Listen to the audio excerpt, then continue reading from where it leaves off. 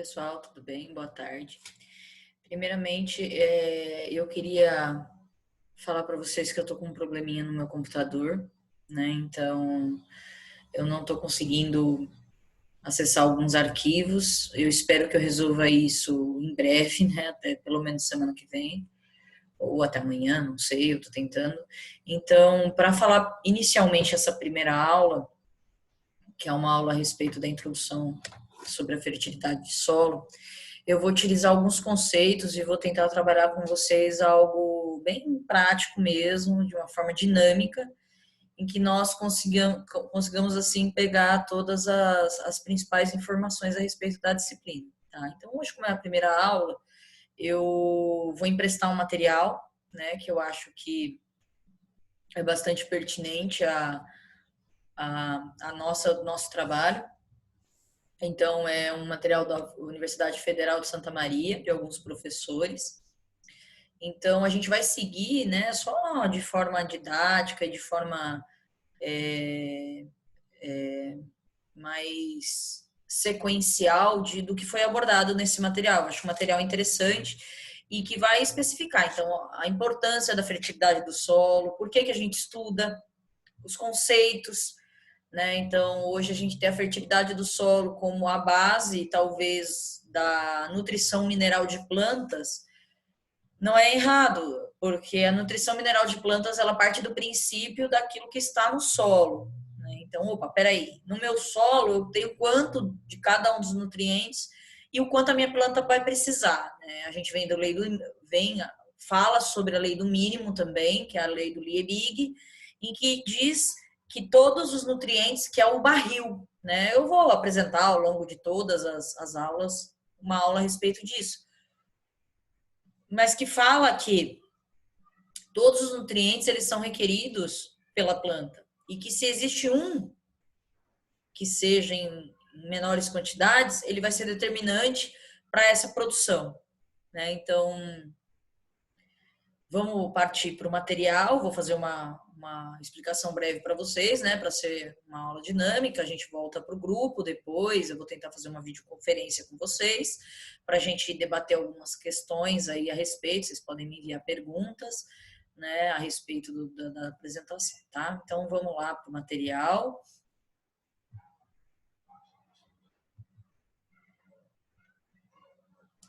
Bom, então, o rendimento, né, de um cultivar ou de um clone ou o que quer que seja, ele está relacionado ao quê? Né? Ao potencial genético e também é, ao ambiente. Então, o que isso quer dizer? Quer dizer que o rendimento do cultivar, ele tem essas duas vertentes. Né? Então, potencial genético, eu adquiri um material genético tal, com essa característica, então ele vai ter um potencial genético. Então, a partir do ambiente que ele está inserido, ele tem essas condições. Né? Então, o ambiente ele vai estar relacionado a quê? Ele vai estar relacionado, então, primeiramente aí, né? A clima, aos organismos, o solo, e aí que entra um pouco a questão da nossa matéria. Então, o clima, ele está relacionado ao quê? Ele está relacionado à temperatura, à luz, né? À água disponível no ambiente. O organismo, então eu tenho as interferências aqui, né? As plantas invasoras, as pragas, as doenças. E o solo, eu posso ter nutrientes benéficos e nutrientes tóxicos para essa minha planta, né? Para esse meu material genético. E isso tudo do ambiente é o que eu tenho que manejar. Então, a gente parte dessa ideia. Né? Então, desse ambiente, eu preciso manejar esses quesitos. Mas tem coisa que não tem como, né? Eu até tenho como manejar a água disponível a partir do quê? De uma irrigação.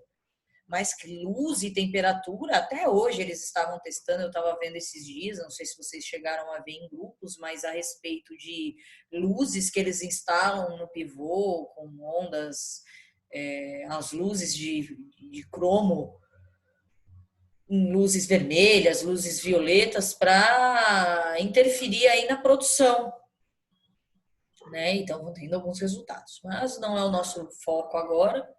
Então, quando a gente fala dos nutrientes, né, eu estou falando de fertilizantes ou de adubos. E, essa aplicação é para o quê? Né? Então, ó, primeiramente, eu preciso fazer uma investigação de como está esse meu ambiente. Então, eu vou na minha área, eu realizo a coleta do solo, eu envio para um laboratório, esse laboratório ele vai me dar um parâmetro ali, um resultado, eu vou saber olhar esse resultado e falar, opa, peraí, então, estou com algumas deficiências e eu preciso nutrir. Então, aí vem a aplicação de um fertilizante. Para quê? Para suprir a necessidade. Né? Então, esse é um conceito a respeito de fertilidade. E aí, o primeiro de tudo que a gente tem que avaliar é que, pô, se eu tenho um potencial genético que tem um teto, eu tenho um ambiente propício que eu vou manejar as demais adversidades, e eu tenho ali uma necessidade nutricional da minha planta, opa, eu preciso conhecer então se aquele solo é capaz ou não de fornecer. Mas não é tão simples assim. Quando a gente fala a respeito de química de solo, eu estou falando de compostos, muitas vezes oriundos já de outros cultivos, ou da própria rocha, ou da mineralização de matéria orgânica, que está no solo com características de cargas e coesão e aquela adsorção desse solo, certo? E eu também estou falando de interação biológica, estou falando de interação climática. Então, tudo isso é a fertilidade, não é somente, o meu nutriente ele está disponível, ele está, mas quais condições? Como ele vai ficar disponível? O que importa é essa disponibilidade na hora dos meus estudos e na hora das minhas caracterizações do solo para um manejo? Né? Então,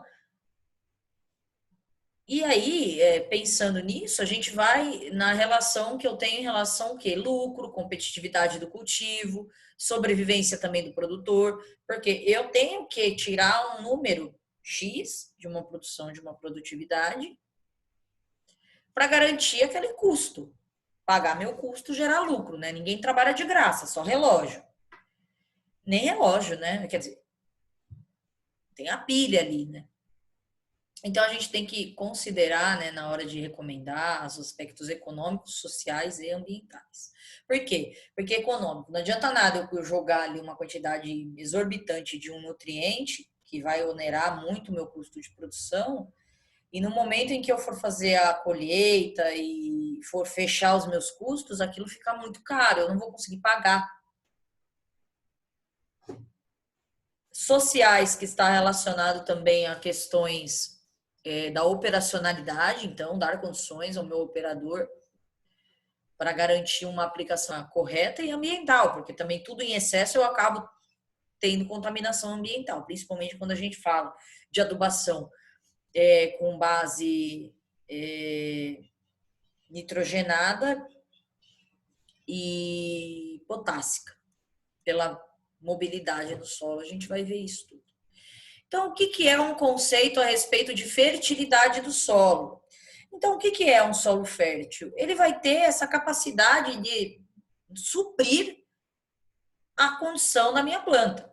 Né? Então, vai garantir proporção para desenvolvimento, para produção, para superar aí algumas questões de adversidades, para haver produção, então, de grãos, de fibras, dos frutos, dos tubérculos, certo? E, além disso, eu tenho que entender que um solo fértil é aquele que garante aquela nutrição a partir do que ele tem. De nada adianta eu fazer uma análise de solo e ver que meu fósforo, ele tem uma quantidade de fósforo de tantos miligramas por decímetro cúbico. Porém, o fósforo, ele não está disponível, aquilo tudo, se não considerarmos pH, por exemplo. Não tem sentido.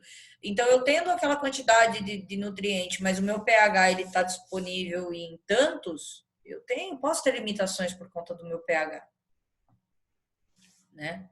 Disponibilidade. Então, isso tudo é a química que a gente vai falar. Então, o solo, ele é considerado um sistema aberto, receptivo, né? Tanto de minerais, de material orgânico, água, luz, etc., Coloidal, então, o que são os colóides do solo? Colóides do solo são as menores partículas de carga, por exemplo, a matéria orgânica, que eu falo de uma argila, né? É nessas pequenas partículas com cargas, os colóides, em que eu vou ter trocas desses nutrientes. E por que frágil? Porque ele está exposto, né? Ele está tanto exposto ali a um manejo adequado ou inadequado do homem, e essa fragilidade está exatamente nesse manejo, que pode ser um manejo correto ou não. Então, a fragilidade está relacionada ao manejo. Aí, ó, o sistema aberto foi o que eu falei. Então, ele é um sistema que ele recebe muitas cargas, né? Ele recebe a atmosfera, ele recebe o oxigênio, a luz, a água, os nutrientes, né? Então a gente tem todo esse sistema que pode estar interrelacionado, tanto a parte gasosa, quanto a parte líquida, quanto a parte das energias, né? Os reservatórios de água. Então a gente também tem ciclos biogeoquímicos. E o que são esses ciclos, né? Eu tenho as diferentes formas físicas, foi o que eu falei para vocês na apresentação do plano de ensino. Eu tenho que um solo ele pode ter uma fase, a fase gasosa, né? Então, porosidade, macroporos. Eu tenho a parte de fase sólida, né? Então, que eu tenho areia, silt, argila, matéria orgânica. E a solução é onde eu vou ter a água, que eu vou ter contido nessa água os nutrientes. Então, dando um exemplo aqui da ureia, né? Acho que isso muitos de vocês já conhecem, mas a ureia, ela é um fertilizante, né? Uma fonte de fertilizante nitrogenado. E a ureia é peculiar, porque a ureia ela tem muitas perdas. Estima-se que de 100 quilos que você joga de ureia, 50 quilos você vai perder. E como você vai perder?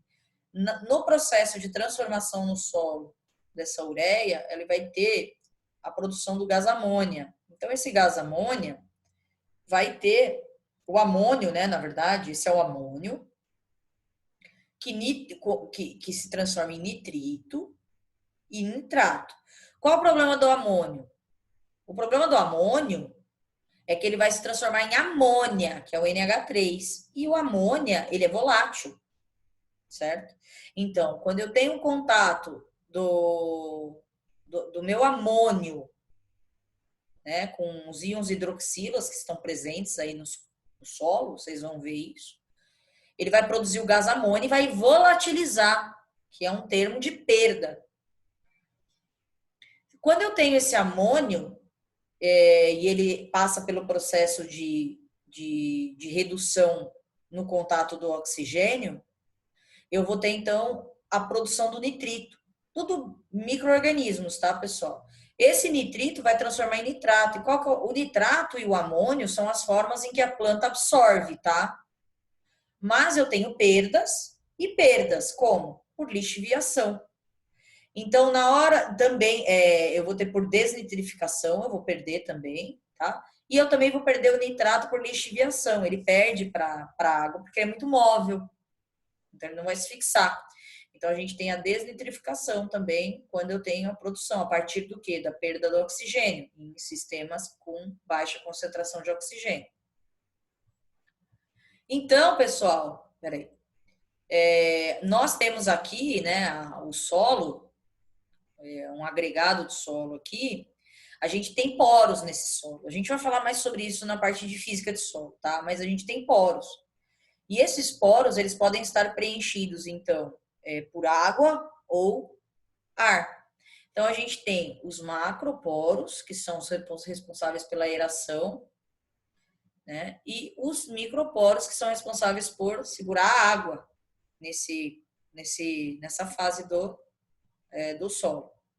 E o sistema coloidal é o que eu falei para vocês, é o que tem carga, né? Então, quando a gente fala da capacidade de troca de cátions, capacidade de troca de ânions está relacionado a cargas nesse solo pelos coloides. Então, os coloides são aquelas pequenas partículas com cargas, por exemplo, o humus, né, a matéria orgânica, a argila. Por isso que a gente fala, né, que um solo argiloso tem maior capacidade de retenção, porque tem mais carga. Então, ó, a CTC do solo, ele tem, então, a capacidade de troca de cátions na CTC, no colóide, ele tem, por questões químicas, maior afinidade, principalmente com o quê? Com alumínio, depois com cálcio, magnésio, potássio e o sódio. Por quê, pessoal? Carga, tá? A gente vê que o alumínio ele tem carga 3. Então, por questões químicas, né? Por fases aí da parte química, a gente tem preferência. E a capacidade de troca aniônica, né? Então, quando eu falo do enxofre, do nitrogênio, do cloro, até mesmo os adubos fosfatados, eles possuem cargas negativas. Então, a capacidade de troca de ânions são cargas positivas que fixam as negativas. Capacidade de troca de cátions são cargas negativas que vão fixar os quê? Cargas positivas. E por que isso é importante? Né? Vocês devem estar se perguntando. Porque a partir dessa fixação no solo, em que eu vou ter, quando eu tiver em condições hídricas, essa parte sólida, né, que está preso ao colóide, ela vai acabar se desprendendo e entrando na fase líquida. E dessa forma, fazendo o quê, pessoal? Fazendo com que haja a absorção pelas raízes, tá? Eu vou fazer uma pausa para a gente fazer essa discussão no grupo e depois eu retorno com outra parte do texto.